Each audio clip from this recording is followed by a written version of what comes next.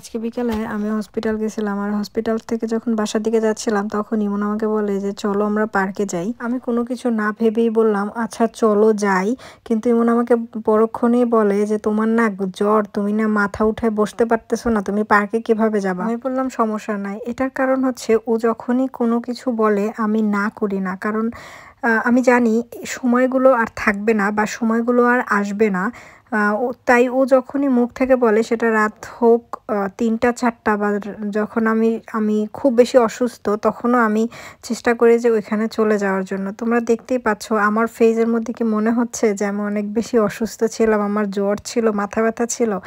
আসলে আমি যদি বাইরে যাই না আমার মাইন্ড ফ্রেশ থাকে। সারাদিন বাসার মধ্যে থাকতে থাকতে আমি একদম কি বলে এখন আমি মেন্টালি একটা পেশেন্ট হয়ে গেছি। অনেক মানুষ ভাববে এত ছোট বাচ্চা নিয়ে এত ঘোরাঘুরি করার কি দরকার, বাচ্চা একটু বড় হলে তারপরেই তো ঘুরতে পারবা। বিশ্বাস করো, ওই যে বড় হওয়ার জন্য যদি তুমি বসে থাকো তাইলে তুমি আর কোথাও কোনোদিনও যাইতে পারবে না বা কোনো কিছুই করতে পারবে না, কারণ একটার পর একটা স্টেপ চলেই আসবে। সো ওই জিনিসগুলোর মধ্য থেকে তোমার লাইফটাকে সামনের দিকে আগায় নিয়ে যেতে হবে। যাই হোক, বেশি দূরের পার্ক না, বাসার পাশের পার্কেই আসছি। এখানে হাইটা আসতে হয়তো ৩-৪ মিনিটের মতো লাগে আমার বাসা থেকে, বাসার একদমই পাশে।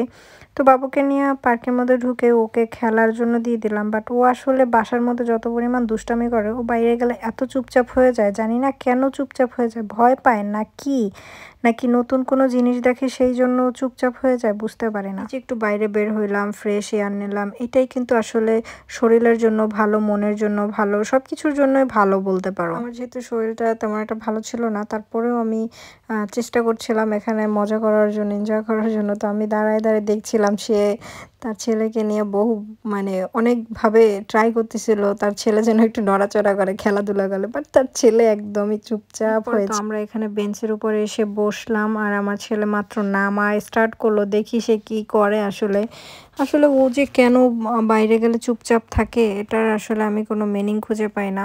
সেই ছোটবেলা থেকে ওকে নিয়ে আমি বাইরে বের হই প্রচুর, কারণ আমি চাই যে ও একটু বাইরে পরিবেশটা ফিল করুক, বাট ও আসলে ওরকম না।